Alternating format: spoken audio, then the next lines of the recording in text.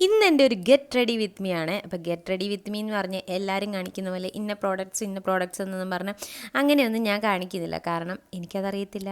കാരണം ഇപ്പം അഥവാ ഇനി എൻ്റെ പ്രോഡക്ട്സിനെ കുറിച്ച് എന്തെങ്കിലും അറിയണമെന്നുണ്ടെങ്കിൽ നിങ്ങൾ കമൻറ്റ് ചെയ്യുക ഗൈസ്. അപ്പോൾ ഞാൻ ആദ്യം എൻ്റെ മോയ്സ്ചറൈസർ ഇട്ടു, പിന്നെ എൻ്റെ സൺസ്ക്രീൻ ഇട്ടു.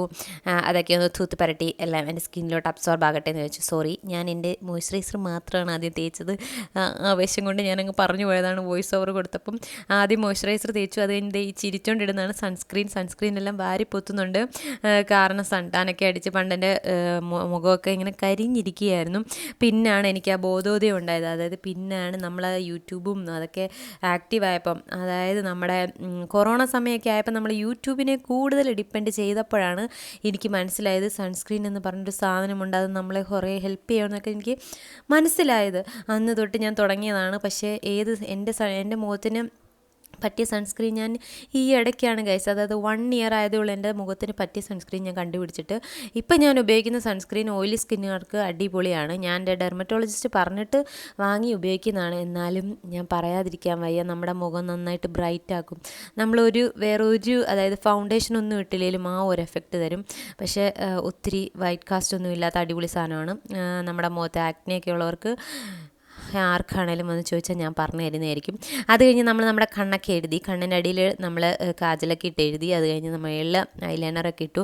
അപ്പോഴാണ് പൊട്ടൊന്നും എടുത്ത് വെച്ചില്ല, എവിടെയാണെന്നിങ്ങനെ തിരഞ്ഞ് ഞാൻ എൻ്റെ പൊട്ടൊക്കെ എടുത്തു.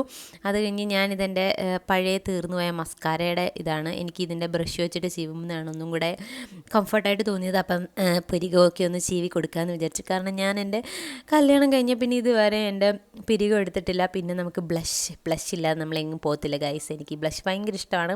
എൻവൈബയുടെ ഇതിപ്പോൾ രണ്ടാമത്തെ ട്യൂബാണ്. എനിക്ക് ഭയങ്കര ഇഷ്ടമാണ്. ഇത് നമുക്കൊരു ബ്രൈറ്റ് ഫേസ് തരും. അത് കഴിഞ്ഞ് നമ്മൾ എൻവൈബയുടെ തന്നെയാണ് നമ്മുടെ ലിപ്സ്റ്റിക്ക് ഇടുന്നത്. ബാക്കി പ്രോഡക്ട്സിൻ്റെ ഒന്നും കാര്യം പറഞ്ഞില്ലെങ്കിലും എൻവൈബയുടെ കാര്യം പറയാതിരിക്കാൻ വയ്യ. അപ്പം നമ്മുടെ ലിപ്സ്റ്റിക്കൊക്കെ ഇട്ടു. ആദ്യമേ ഞാനൊരു റെഡ് ഷെയ്ഡാണ് ചൂസ് ചെയ്തത്. കാരണം നമ്മൾ സാരിയുടെ കൂടെയൊക്കെ കുറച്ചുകൂടെ ബ്രൈറ്റ് ആയിട്ടുള്ള ഇടണമല്ലോ. അങ്ങനെ നമ്മൾ എന്നും ഇടുന്നതിൽ നിന്ന് വ്യത്യസ്തമായിട്ട് ആദ്യം ഒരു റെഡ് ഷെയ്ഡ് വെച്ച് നമ്മളൊന്ന് ലൈൻ ചെയ്ത് കൊടുത്തിട്ട് പിന്നെ ഒരു ലൈറ്റ് ഷെയ്ഡ് വെച്ച് ഉള്ളിലും ചെയ്ത് കൊടുത്തു. അപ്പോഴത്തേക്കും ഈ കോലത്തിൽ, അതായത് ഈ ഒരു ഷെയ്ഡ് കിട്ടി. അത് കഴിഞ്ഞ് പിന്നെ മുടിയിലൊക്കെ ഇങ്ങനെ ചീവി നമ്മുടെ വകുപ്പൊക്കെ എടുക്കണമല്ലോ. അതായത് വകുപ്പെന്ന് പറഞ്ഞാൽ നമ്മുടെ മുടിയൊക്കെ ഒന്ന് വകുത്തെടുക്കണമല്ലോ. അങ്ങനെ വകുത്തെടുത്തിട്ട് ഒരു സിന്ദൂരമൊക്കെ തൊടാൻ വെച്ച് നമ്മൾ അമ്പലത്തിലൊക്കെ പോവല്ലേ, അപ്പോൾ കുറച്ച് സിന്ദൂരമൊക്കെ തൊട്ടു. അപ്പോഴത്തേക്ക് ലുക്കൊക്കെ മാറി ഗൈസ്. നിങ്ങൾ ഈ കാണുന്ന ആ ലുക്കിലൊക്കെ എത്തി. പിന്നെ മുടിയൊക്കെ ഒന്ന് ചീവി കോതിയൊക്കെ കൊടുത്തു. അത് കഴിഞ്ഞിട്ട് ഇനിയിപ്പോൾ നമ്മുടെ പട്ടിഷ ഉണ്ട്, ഇതാണത്. ഇപ്പോൾ നിങ്ങൾക്ക് ഇഷ്ടപ്പെട്ടെങ്കിൽ കമൻറ്റ് ചെയ്യൂ. Tata bye bye.